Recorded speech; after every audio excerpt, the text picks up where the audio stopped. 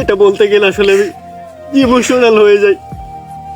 চুরি করার জন্য যতটা অভাব দরকার ছিল এই অভাবটুকু আমার মধ্যে ছিল না।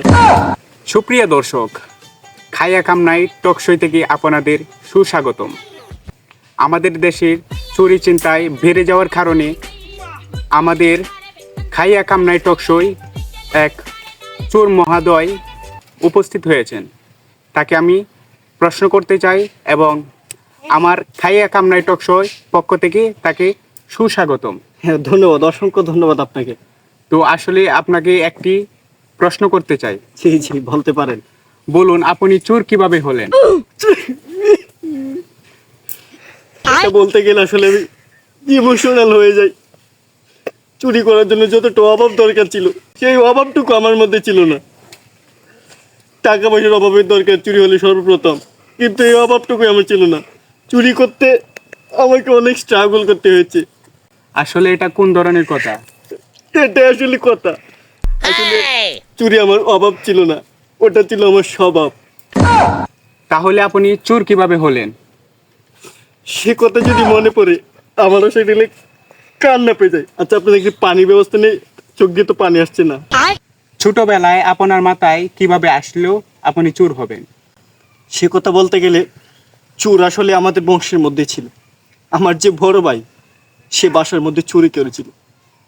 চুরি করে মানে একটা নির্লজ্জের মতো কাজ করেছিল। সে ধরা পড়ে গিয়েছিল এবং আমার আব্বু তাকে কেলিয়েছিল, এত মেরেছিল। কিন্তু সেদিন আমি ঠিক করে নিয়েছিলাম যে আমার বড় ভাইয়ের মধ্যে ট্যালেন্ট আছে। আমি তো এই বংশের লোক এবং সেই ট্যালেন্ট আমার ভিতরে আছে। তার থেকে আমি ডিসিশন নিলাম যে আমি চুরি করব। তো আপনার বড় ভাই কি চুরি করেছিল?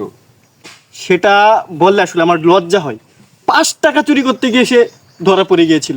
মাত্র 5 টাকা চুরি করেছিল, কিন্তু ওই যে ট্যালেন্টটা লুকিয়েছিল, তার অনুপ্রেরণায় আমি আসলে আজকে চোর। তো আপনার প্রথম চুরি কোনটা? আমার প্রথম চুরি করতে বলতে গেলে আসলে আমার চোখে পানি চলে আসে। তো আপনি তাহলে ইমোশনাল হয়ে যাচ্ছেন। আরে না, ইমোশনাল হবো কেন? ওই প্রথম চুরি করতে গিয়ে ধরা পড়ে গেছিলাম, মারটাই না মেরেছিল। আপনি কি চুরি করেছিলেন? আর বলি আর না, মোবাইল নিয়ে চুরি করছিলাম, কিন্তু সে আবার ধরা পড়ে গেলাম। তারপর কেলানিটাই না দিল। তো ধরা পড়লেন কিভাবে? যখন চুরি করলাম, চুরি করে যখন পালানোর নিয়ত ছিল, বন্ধু ছিল সাথে, মোটরসাইকেল ছিল, তখন তাকে বলছিলাম মোটরসাইকেলটা নিয়ে দাঁড়াতে, কিন্তু শালা ও পালিয়ে গেল। কিন্তু মোটরসাইকেল সহ রেখে পালিয়ে গেল, যার কারণে মোটরসাইকেল আর স্টার্ট দেওয়া হয় না। শালা লোকের আমাকে ধরে কেলালো। তো আপনারা জানেন আপনাদের কারণে মানুষের কত ক্ষতি হয়। আপনাদের হলুদ সাংবাদিকদের এই নেগেটিভ এক চিন্তা, আপনাদের নেগেটিভ মানুষের সবসময় নেগেটিভ চিন্তা হয়। আপনারা জানেন আমাদের জন্য যে বাংলাদেশের বিজনেসের কত উন্নতি হচ্ছে জানেন? আমাদের জন্য যে কত মানুষের কর্মসংস্থান সৃষ্টি হচ্ছে, আপনারা কি সেটা জানেন? কিভাবে? কিভাবে মানে এটাও বুঝেন না আপনারা হলুদ সাংবাদিকরা?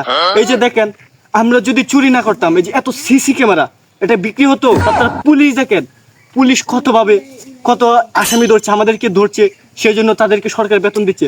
আর আমরা চুরেরাই যদি না থাকতাম, তাহলে কিভাবে তারা ধরলো এলে আমাদেরকে, এবং তারা কোথা থেকে ইনকাম আনলো এলে? সো আমরা হচ্ছে দেশের সম্পদ, আমাদের পাশে থাকুন। সুপ্রিয় দর্শক বন্ধু, ছুটির দিকে সাপোর্ট দেওয়া যান, আর পারলে বেশি করে পেটান।